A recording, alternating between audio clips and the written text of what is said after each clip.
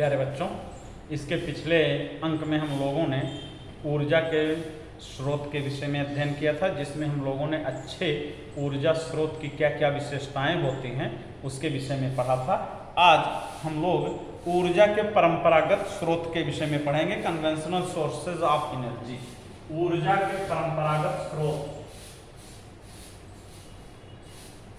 ऊर्जा के परंपरागत स्रोत।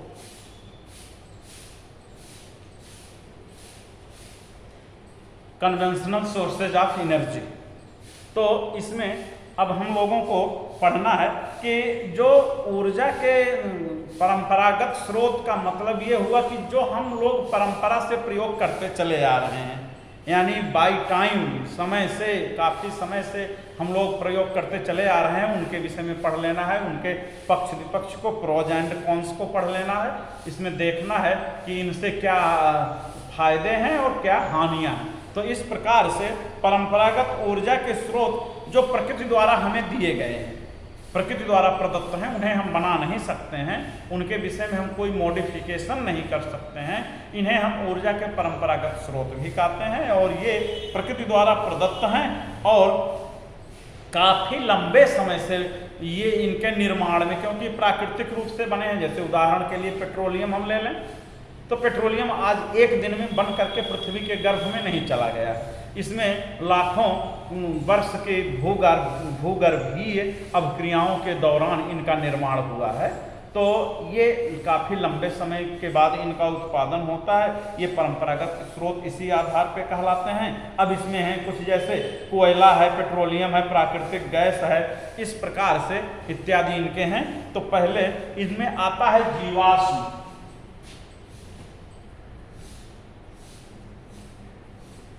जीवाश्म ईंधन,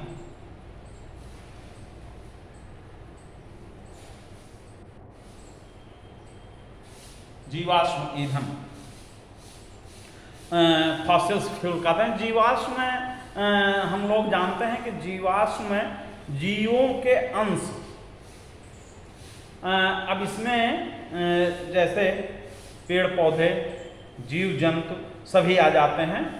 आप कल्पना करिए कि काफ़ी तेज भूकंप आ जाने से, ऐसे पर्वतीय क्षेत्र में या समुद्री क्षेत्रों में भूकंप आने से जो पृथ्वी फट जाती है, तो उसके अंदर पेड़ पौधे, जीव जंतु सब उसमें समाहित हो जाते हैं और बाद में उन पे मिट्टी पड़ जाती है और सब चीज़। तो कालांतर में पृथ्वी के अंदर की गर्मी से उनका जो है भंजन होता है, यानी वो टूटते हैं, विघटित होते हैं अपने विभिन्न अंशों में। जैसे उनके बॉडी की, उनके शरीर की फैट यानी चर्बी वो मेल्ट करती, पिघलती है। फिर पेड़ पौधे जो होते हैं उनमें भी कुछ तैलीय पौधे होते हैं, जिनके तने तैलीय होते हैं, फल तैलीय होते हैं। वह सब गिर जाने के कारण उनमें जो है इस प्रकार से विखंडन होता है, विघटन होता है। तो उनके शरीर के अंश जो हैं वो उसमें पड़े रहते हैं।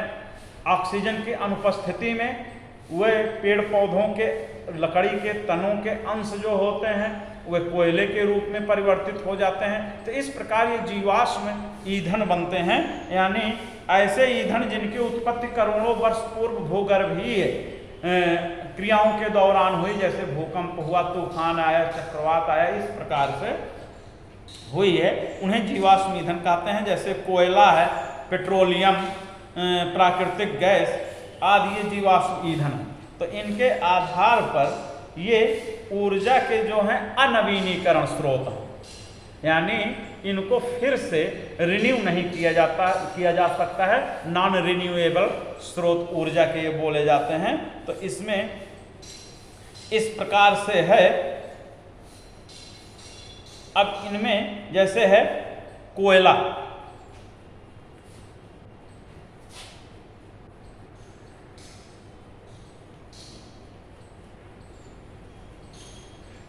कोयला, कोल जिसको हम लोग कहते हैं,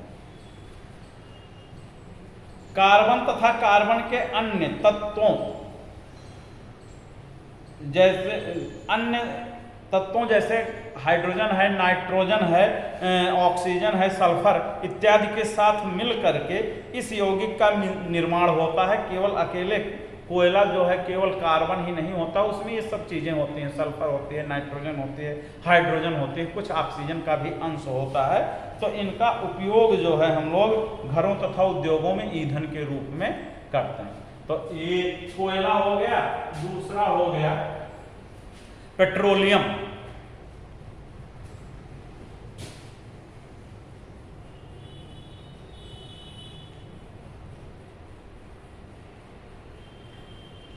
पेट्रोलियम, तो पेट्रोलियम जो है इनकी एक बहुत बड़ी श्रृंखला है। ये हाइड्रोकार्बन यौगिक होते हैं, जिनमें आप आगे की क्लास में पढ़ेंगे तो उसमें भी पता चलेगा। तो ये कार्बन के यौगिक जिसमें कार्बन, हाइड्रोजन, ऑक्सीजन वगैरह एक निश्चित बॉन्ड में जुड़ करके ये बहुत बड़ी श्रृंखला वाले यौगिक बना लेते हैं। कुछ सिंपल संरचना के होते हैं और कुछ जटिल संरचना के होते हैं। तो इस आधार पर इसमें गैसोलीन से लेकर के तारकोल, कोलतार जिसको हम लोग कहते हैं, जो सड़कों पे कुछ समय पहले सड़कों पर ये बिछा करके गिट्टी में लपेट करके गर्म करके सड़कों पे बिछा करके सड़कों को पक्की बनाया जाता था वो। तो ये इन दोनों के यानी गैसोलीन जो हवाई ईंधन के रूप में, हवाई जहाज के ईंधन के रूप में काम करता है, वहाँ से ले करके और ये तारकोल तक ये सब पेट्रोलियम पदार्थों के ही उत्पाद होते हैं। तो इसमें गैसोलीन है, फिर पेट्रोल है, फिर मिट्टी का तेल है, फिर डीजल है, इस प्रकार से आते आते फिर बेंजीन है, नेफ्थलीन है, तमाम प्रकार की श्रृंखला। यहाँ तक कि हमारे दैनिक जीवन में उपयोग होने वाली प्लास्टिक की कई ऐसी वस्तुएं हैं, जैसे प्लास्टिक बाल्टियाँ हुई, मग हुए, डिब्बे हुए, ये सब परफ्यूम्स हैं, जेली हैं, इस प्रकार से कई ऐसी चीज़ें हैं, वैसलीन है, आते हैं कि जिनका उपयोग जो पेट्रोलियम पदार्थों की श्रृंखला में आते हैं। तो इनका अब इसमें जो है उपयोग मुख्य रूप से वाहनों में किया जाता है। हवाई जहाज में जैसा कि हमने बताया गैसोलीन, और ट्रकों में भारी डीजल, हल्का डीजल, मिट्टी का तेल जलाने में, और पेट्रोल जो है मोटरसाइकिल में, कार में, इस प्रकार से इनका उपयोग होता है। बेंजीन ऐसे औषधि वगैरह में, प्रयोगशाला अभिकर्मक के रूप में, इन सब में इसका उपयोग होता है। तो ये ईंधन के स्तर पर अगर हम लोग देखें तो मुख्य रूप से गैसोलीन, डीजल और पेट्रोल ये ईंधन के रूप में प्रयुक्त किए जाते हैं। और तीसरा स्रोत जो है वो है प्राकृतिक गैस।